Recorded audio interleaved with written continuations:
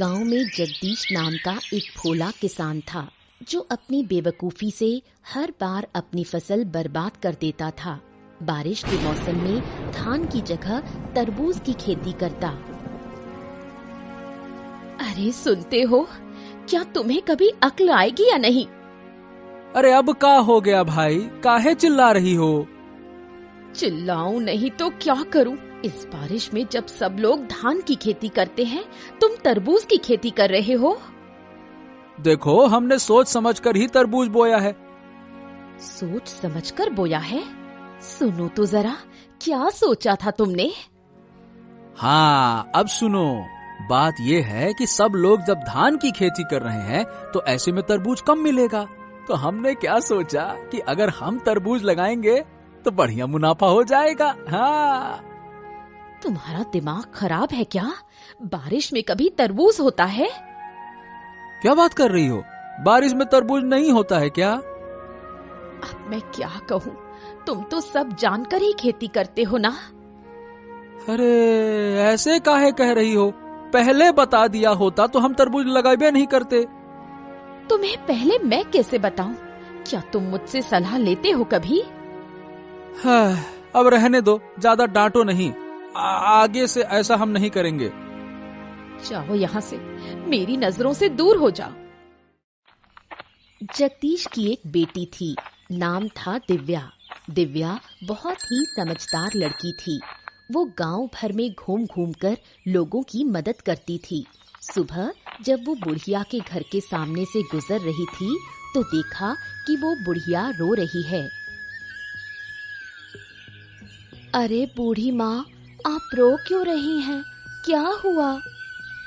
मत पूछ बेटी, मेरे रसोई घर की छत गिर गई है। अब मैं क्या करूंगी? छत गिर गई? किसी से मदद मांगिए ना। कई लोगों से मांगी, पर कोई मदद करने को तैयार नहीं। क्या मदद करने से कोई नुकसान हो जाता? रुको, मैं देखती हूँ क्या किया जा सकता है। बूढ़ी माँ, अब आप दूसरे सिरे को पकड़ो, मैं ऊपर उठाती हूँ। छत ऊपर चढ़ा देंगे। दोनों के प्रयास से छत वापस जगह पर लग जाती है। बुढ़िया बहुत खुश हो जाती है। वाह, तेरी अक्ल तो कमाल की है। तेरी वजह से मेरा रसोई घर ठीक हो गया। मैं हूँ ना माँ, जब भी जरूरत हो बस मुझे बुला लेना। खुश रहो बेटी, सदा सुखी रहो। हाँ माँ, आप लोगों की दुआओं की वजह से ही मैं अच्छी हूँ। अब चलती हूँ, माँ चिंता कर रही होगी। ठीक है बेटी, ध्यान से जाना। हर दिन ऐसे कामों के लिए दिव्या को माँ की डांट सुननी पड़ती है। आज भी कुछ अलग नहीं हुआ। ठहर जा, वहीं खड़ी रह। बता, कहाँ गई थी तू पूरे दिन? माँ, मैं थोड़ी देर गांव में घूमने गई थी। तुम जानती हो, मैं घर पर ज्यादा नहीं रहती। यही तो पूछ रही हूँ कि तू घर में क्यों नहीं रहती? क्या तुझे घर का कोई काम नहीं? घर का काम करने के लिए तो आप हो ही। मैं तो गांव वालों के काम में मदद करती हूँ। गांव वालों के काम करके तुझे क्या मिलता है? माँ, मुझे उनका प्यार और आशीर्वाद मिलता है। लोगों की मदद करने से बहुत सुकून मिलता है। बस कर, छोटी सी उम्र में इतनी बड़ी बड़ी बातें। अभी 15 साल की है और बात करती है जैसे 80 की बुढ़िया हो। रहने दो माँ, आज मत डांटो ना। तेरे बाप बेटी को लेकर मैं बहुत परेशान हूँ। एक है बहुत बेवकूफ, दूसरा बहुत चालाक। जरूर पापा ने फिर कोई बेवकूफी की है, उसी का गुस्सा मुझ पर निकाल रही हो। क्या करूं मैं? तू खुद देख घर की हालत। गांव के इतने लोगों की समस्या हल कर दी, अब तक पापा को ठीक नहीं कर पाई। क्या कहूँ, मेरी तो किस्मत ही फूटी है, तभी तो तेरे बाप के घर आई। अच्छा, अब मुझे खाना दो, बहुत भूख लगी है। दिव्या कभी अपनी माँ की बातों को गंभीरता से नहीं लेती। उसे गांव के अच्छे कामों में ही सुकून मिलता है।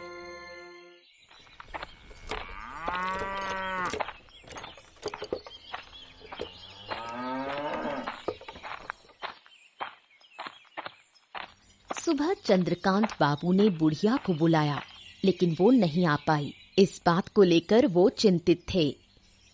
क्या हुआ बुढ़िया? मैंने तो तुझे सुबह बुलाया था ना, तू अब आ रही है?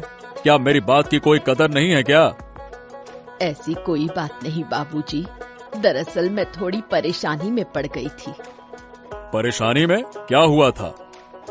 मेरी रसोई की छत गिर गई थी, उसे ठीक करने में लगी रही। अच्छा, तो अब छत ठीक हो गई? हाँ हो गई। मैंने बहुतों से मदद मांगी, लेकिन किसी ने नहीं की। तो फिर तूने अकेले ठीक की? नहीं बाबूजी, मैं अकेले नहीं कर पाई। जगदीश की बेटी ने मदद की। वही छोटी सी लड़की जो दिन भर गांव में घूमती रहती है? हाँ बाबूजी, वो छोटी जरूर है, लेकिन बहुत समझदार है। गांव के लोगों की बहुत मदद करती है। ऐसा है क्या? बिल्कुल, उसके जैसा कोई और बच्चा इस गांव में नहीं। अच्छा लगा सुनकर। कभी उसकी समझदारी की भी परीक्षा लूंगा मैं। जरूर देखिए, बच्ची बहुत तेज है। जहाँ भी जाती है समाधान लेकर ही लौटती है। बुढ़िया की बात सुनकर चंद्रकांत बाबू को ईर्ष्या होती है। उसे अपनी बेटी देवांशी दिव्या के सामने बहुत छोटी लगने लगती है।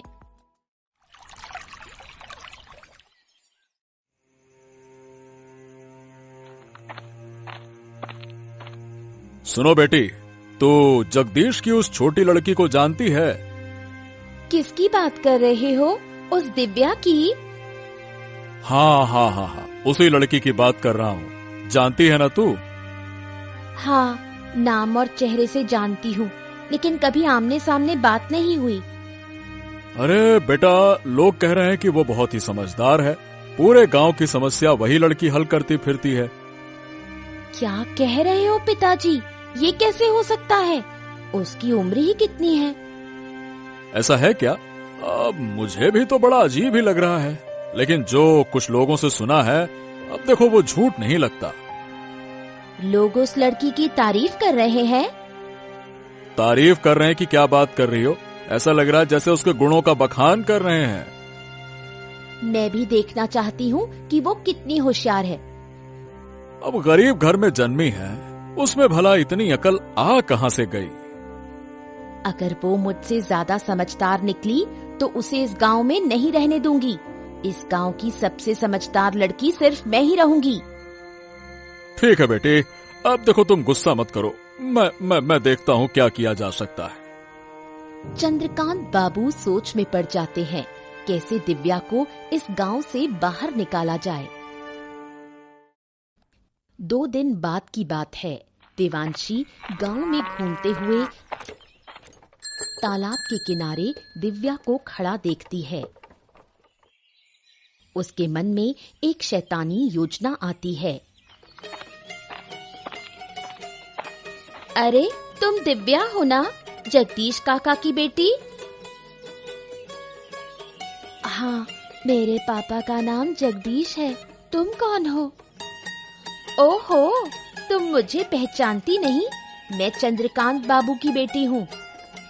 ओह, तुम चंद्रकांत बाबू की बेटी हो। तुम्हारे बारे में बहुत सुना है, लेकिन कभी देखा नहीं। देखोगी कैसे? मैं तो ज्यादा बाहर निकलती ही नहीं। तुम्हारे बारे में भी बहुत सुना है। तुमसे मिलकर बहुत अच्छा लगा। सुना है तुम बहुत समझदार हो। चलो बैठकर थोड़ी बात करते हैं। देवांशी दिव्या को तालाब के किनारे बैठने के लिए कहती है, फिर उसे धक्का देकर पानी में गिरा देती है और खुद नकली कोशिश करती है उसे बचाने की। उसके चेहरे पर शैतानी मुस्कान होती है। कोई है? मुझे बचाओ, मैं डूब रही हूँ। अरे, तुम गिर गई? कैसे? मुझे तो तैरना नहीं आता। दिव्या हाथ पांव मारती है और एक पेड़ की डाली पकड़कर खुद को बाहर निकालती है। तुम ठीक तो हो ना? हाँ, मैं ठीक हूँ। अब मैं घर जा रही हूँ। इस घटना के कुछ दिन बाद जगदीश और चंद्रकांत बाबू के बीच विवाद हो जाता है।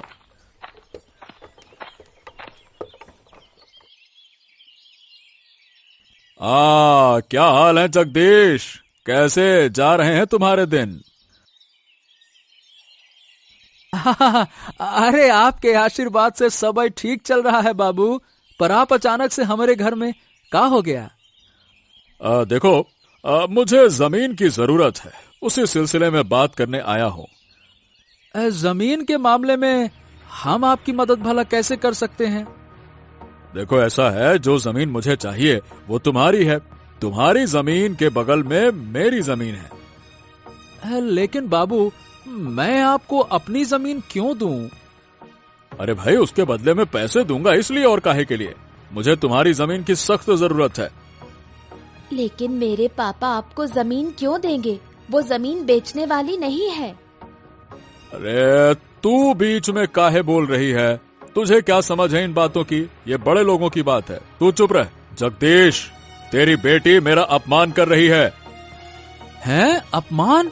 ना ना ना ना बाबू, वो तो बच्ची है, उसकी बातों का बुरा मत मानिए। मैं भले ही छोटी हूँ, लेकिन जो कह रही हूँ वही सही है। मेरे पापा आपको कोई जमीन नहीं देंगे। मैं तेरे घर खुद आया और तेरी बेटी ने मुझे अपमानित किया। इसका अंजाम तुझे भुगतना होगा। अरे बाबू, जगदीश बाबू, आप नाराज मत होइए। देखिए देखिए देखिए, मेरी बात तो सुनिए तो। इतना अपमान सहकर मैं यहाँ खड़ा रहूं? तुम्हारी बात सुनो, मैं तुम लोगों को सबक सिखा कर रहूंगा। हाँ? चंद्रकांत बाबू के मन में दिव्या के खिलाफ बदला लेने की भावना जाग उठती है। तेरी वजह से चंद्रकांत बाबू को अपमान सहना पड़ा। मेरी बेटी ने ऐसा क्या गलत कहा? उसने तो सही बात ही कही। सही बात? अरे अकल के अंधों, अगर मैं जमीन दे देता तो कुछ पैसे मिल जाते, घर अच्छे से चलता। अब क्या जमीन का क्या करेंगे? चाटेंगे? माँ, पापा को जरा समझाओ ना। तुझे लगता है मैं समझा नहीं रही? उनकी समझ में कुछ आता है? चुप रहो तुम दोनों। तुम दोनों माँ बेटी मिलकर हमारा घर बर्बाद ही करके रहोगे लगता है। क्या कहा? मैं अपना घर खुद बर्बाद कर रही हूँ? और नहीं तो क्या, ऐसे अपशगुनी लड़की को घर में रखना चाहिए क्या? नहीं रखेंगे तो क्या करेंगे? घर से निकाल देंगे? अगर बेटी घर का भला नहीं चाहती है ना, तो उसे निकाल देना ही ठीक है। अगर मेरे होने से इतनी परेशानी है तो मैं ही घर छोड़कर जा रही हूँ। अरे हाँ हाँ, जा जा जा। वैसे भी तुझसे कोई काम वाम तो होता नहीं है, बस मुंह चलाती है पटर पटर पटर। अरे जा जा, चली जाएगी तो अच्छा ही रहेगा, जा। जगदीश की बातों से दुखी होकर दिव्या गांव छोड़ने का फैसला करती है। बेटी के जाने का दृश्य आरती सहन नहीं कर पाती। वो चुपचाप आंसू बहाती है। माँ, रो मत, मुझे बिल्कुल अच्छा नहीं लग रहा। तू हमें छोड़कर चली जाएगी और मैं रोऊंगी नहीं। क्या मुझे दर्द नहीं होता? अगर आपको सच में दर्द होता तो आप पापा को पहले ही सुधारती। तू जानती है, तेरे पापा समझदार नहीं है, वो थोड़े भोले हैं। पापा भी जानते हैं कि वो भोले हैं, फिर भी मुझे क्यों डांटा? वो समझ नहीं पाए, तू बुरा मत मान। माँ, मैंने फैसला कर लिया है, मैं इस गांव में अब नहीं रहूंगी। हमें छोड़कर तू कहाँ जाएगी? कैसे रहेगी? क्या हमें तेरी चिंता नहीं होगी? चिंता का कोई फायदा नहीं माँ, मैं अपना रास्ता खुद बना लूंगी, मैं ठीक रहूंगी। मत जा बेटी, मत जा, मुझे छोड़कर मत जा, मैं तेरी माँ हूँ। एक दिन लौट कर आऊंगी माँ, और तेरे सारे दुख दूर कर दूंगी। तू आएगी तो मेरा दुख और बढ़ेगा, ये तू समझ नहीं पा रही। माँ, मैं जानती हूँ संतान को खोने का दर्द क्या होता है, लेकिन मुझे जाना ही होगा, मुझे मत रोको। सुन बेटी, मत जा, लौटा। कई साल बीत जाते हैं। चंद्रकांत बाबू जगदीश को बेवकूफ बनाकर उसकी सारी जमीन धीरे धीरे हड़प लेते हैं। देखो जगदीश, अब तुम्हारे पास कोई जमीन बाकी नहीं बची है। तुम सारी जमीन हमें बेच चुके हो। अब क्या कहें बाबू, बेचते बेचते पूरी जमीन बिक गई, पता ही नहीं चला। अब हमारी जमीनें खत्म हो गई, क्या करें। अरे सुनो तो इसे, ऐसे कह रहा है जैसे पूरे गांव की जमीन ही दे दी हो इसने। अब जब सब कुछ बेच ही दिया है तो आप फिर मेरे पास क्यों आए हैं? क्या सब कुछ? अरे भाई, क्या तुम सब कुछ का मतलब समझते हो? अरे बुड़बक, उस सब कुछ में तुम्हारा एक घर भी शामिल है। हैं? ये क्या कह रहे हैं बाबू? मैंने ये घर भी आपको बेच दिया क्या? मुझे तो ऐसा कुछ याद नहीं आ रहा। याद नहीं आ रहा? अरे जरा ध्यान से सोचो, आखिरी बार जब पैसे लिए थे ना, तब कुछ ज्यादा ही लिए थे। याद करो, याद आया ना? याद आया ना? हाँ, पैसे तो ज्यादा लिए थे, लेकिन जमीन भी तो आपको ज्यादा ही दी थी ना बाबू। हाँ, तो उसी जमीन में एक घर भी शामिल था, समझे? क्या बात कर रहे हैं? तो अभी घर हमको छोड़ना पड़ेगा? बिल्कुल, मैं अपनी जमीन पर तुम्हें क्यों रहने दूं? बिल्कुल नहीं रहने दे सकता। चलो। हैं? लेकिन हम ही घर छोड़ देंगे तो जाएंगे कहाँ बाबू? अरे कहाँ जाएंगे, हम क्या बताएं? अरे जाओ जहाँ जाना है, फालतू की बात ना करो मुझसे। लेकिन यह घर छोड़ना पड़ेगा तुम्हें, समझ गए? ठीक है बाबू, हमको कुछ दिन का समय दे दीजिए, फिर हम घर खाली कर देंगे। हाँ ठीक है, जल्दी खाली कर देना। जगदीश अब भी कुछ नहीं समझ पाया। चंद्रकांत बाबू उसे देखकर मन ही मन बहुत खुश होता है और उसे कुछ दिन का समय देता है।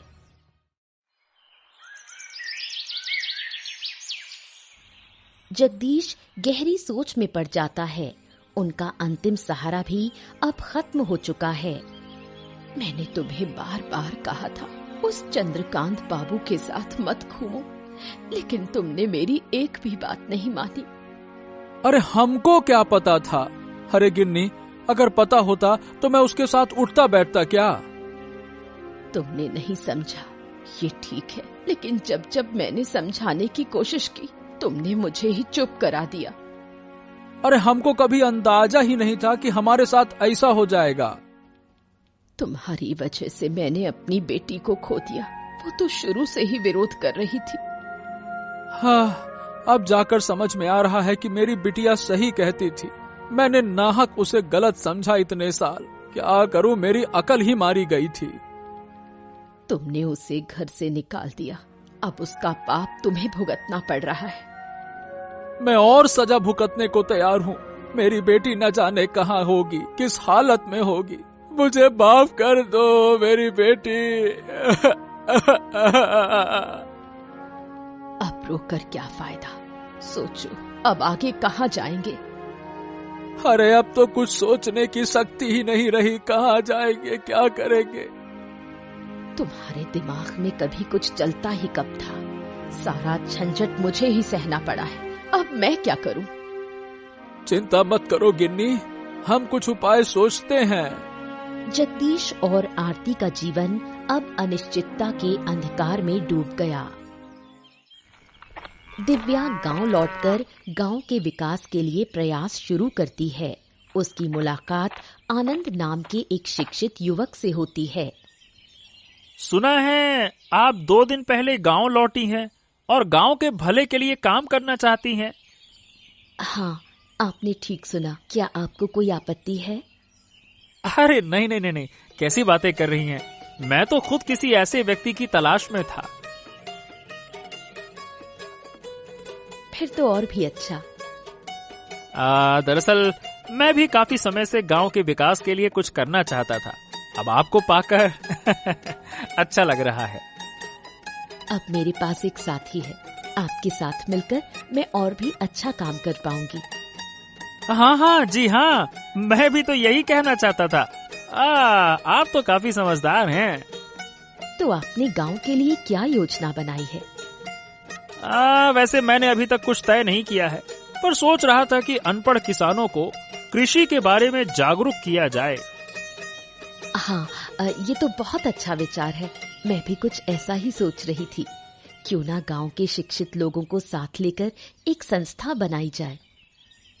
अरे ये तो और भी अच्छा होगा। इससे हम किसानों को और अच्छे से समझा पाएंगे और हमारी संस्था भी आगे बढ़ेगी। तो फिर मैं गांव के शिक्षित लोगों को इकट्ठा करता हूँ फिर। हाँ, जरूर कीजिए। उसके बाद मुझसे संपर्क कीजिए। मैं संस्था की शुरुआत करती हूँ। कई साल बाद जब चंद्रकांत बाबू को दिव्या की वापसी की खबर मिलती है, वो बदले की आग में जल उठता है। अजय, गांव पर ठीक से नजर रख रहा है ना? हाँ बाबू, सब ठीक से देख रहा हूँ। फिर भी तू मुझे ये नहीं बता पाया कि जगदीश की बेटी गांव में संस्था बना रही है। खबर तो मेरे पास भी थी बाबू, सोचा था कि आज ही आपको बताऊंगा। अरे नालायक, इतनी देर कर दी, तब तक तो गांव वाले शिक्षित हो जाएंगे। अरे बाबू, ऐसा थोड़े ना होगा। क्यों नहीं होगा? अरे वो लड़की बहुत चालाक है, बचपन से चालाक है, मैं जानता हूं उसे। अगर उसने किसानों को समझा दिया तो हमारा धंधा चौपट हो जाएगा। अच्छा, तो अब हमें क्या करना चाहिए? उस लड़की को सबक सिखाना होगा। लेकिन कैसे? अरे इसीलिए तो तुझे बुलाया है। अब सोच और कोई ठोस योजना बना, कैसे कैसे कर रहा है। चलिए तो एक काम करते हैं, उसके संस्था को तहस नहस कर देते हैं। हाँ ये ठीक है, लेकिन पहले उसके बाप से मिलना होगा। देखना होगा कि वो कुछ करता है या फिर नहीं।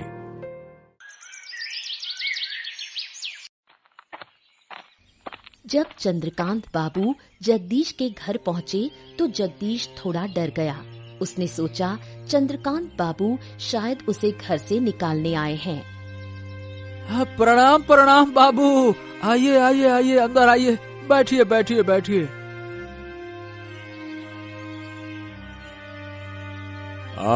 आज तुम्हारे घर में बैठने के लिए नहीं आया हूँ। देखिए, मैंने आपसे कुछ दिन की मोहलत मांगी थी बाबू। हाँ, मैं उस बारे में पता करने भी नहीं आया हूँ। मैं तुम्हारी बेटी के बारे में बात करने आया हूँ। हैं? मेरी बेटी के बारे में? क्यों? मेरी बेटी ने फिर से क्या कर दिया? सुना है कि तुम्हारी बेटी गांव में वापस आ गई है। हाँ, मेरी बेटी वापस तो आ गई है बाबू। सुना है वो गांव के किसानों के लिए अच्छे काम कर रही है। अब देखिए बाबू, इस बारे में हमको कुछो ना पता। मैं यही बताने आया था कि अपनी बेटी को काबू में रखो, नहीं तो अच्छा नहीं होगा। हाँ बाबू, सही बताएं तो वो क्या कर रही है, हमको इस बात का कोई अंदाजा नहीं है। अंदाजा नहीं है तो क्या हो गया? बेटी को काबू में रखने के लिए अंदाजा जरूरी नहीं होता है। तुम कहो और वो मान जाएगी, बस। क्या कहें बाबू, मेरी बेटी ने तो पहले कभी मेरी बात मानी नहीं, तो अब कैसे मानेगी? वो समस्या मेरी नहीं है, तुम उसके बाप हो और वो तुम्हारी बात मानेगी।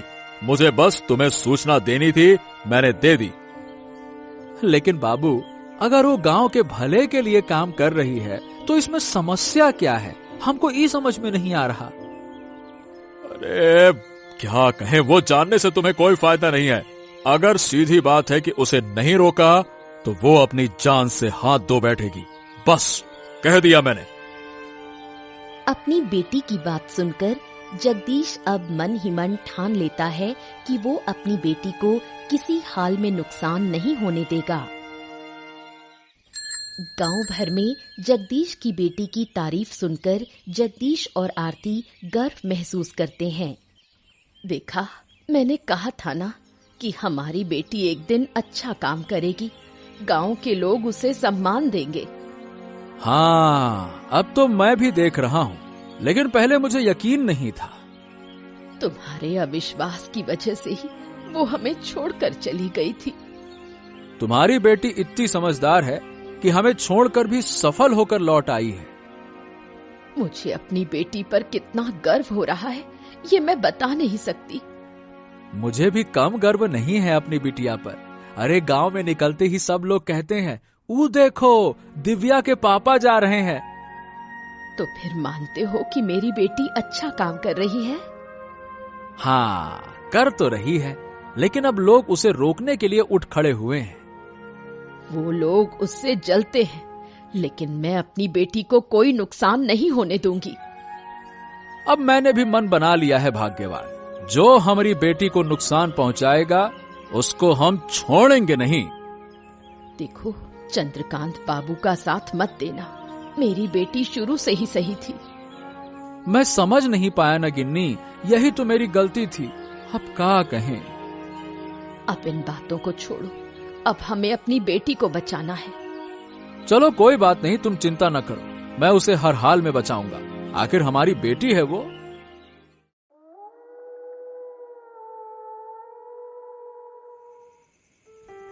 दूसरी ओर चंद्रकांत बाबू और अजय ने चालें चलनी शुरू की। सुन अजय, इस बार योजना मजबूत होनी चाहिए। वो लड़की बहुत चालाक है। सिर्फ चालाक नहीं, वो बहुत होशियार भी है। हम कुछ भी करें, वो अपनी समझ से बच निकलती है। इसलिए तो कह रहा हूँ, इस बार सख्त तैयारी होगी। तो फिर बताइए बाबू, क्या किया जाए अब? पहले कुछ लोगों को इकट्ठा करो, फिर उसके संस्था को तोड़ डालो। तो चलिए बाबू, कल ही हमला करते हैं। हाँ, कल ही करना होगा, अब और देर नहीं की जा सकती। अगर गांव वाले बीच में आ गए तो उन्हें गांव से निकालने की धमकी देंगे। कोई और बीच में फिर नहीं आएगा। लेकिन उस लड़की के साथ हमारे गांव का आनंद भी है, उससे थोड़ा डर लगता है। लोग उसे बहुत मानते हैं। अगर आनंद बीच में आया ना, तो उसे भी खत्म कर देंगे। ठीक है बाबू, ये हुई ना बात। किसी भी हालत में ये काम रुकना नहीं चाहिए, नहीं तो मैं किसानों की जमीन हथिया नहीं पाऊंगा।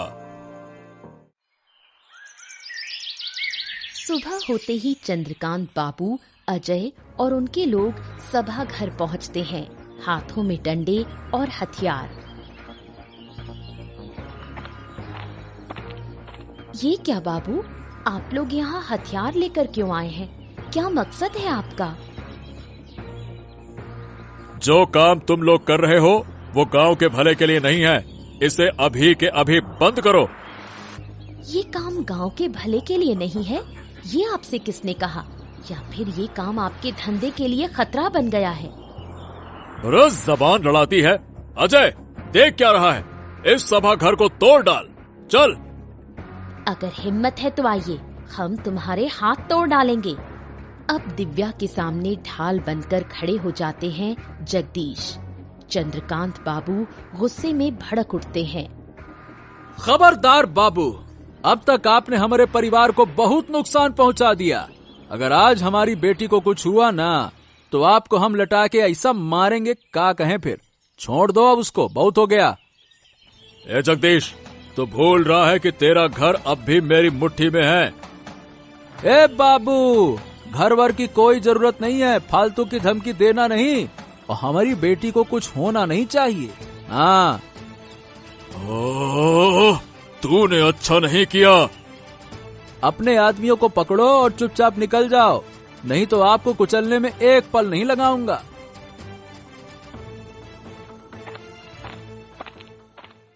ए बेटा, हमका माफ कर दे, हमने तुम्हें अपनी बेटी नहीं समझा। अरे बाबा, आप ऐसा क्यों कह रहे हो? आप तो मेरे पिता हो। लेकिन फिर भी। आप कोई लेकिन नहीं, अब हम सब मिलकर गांव की भलाई के लिए काम करेंगे। इसके बाद दिव्या की अगुवाई में गांव का विकास शुरू होता है। गांव वाले उसकी बहुत तारीफ करते हैं। एक भोला किसान अपनी बुद्धिमान बेटी पर गर्व करता है।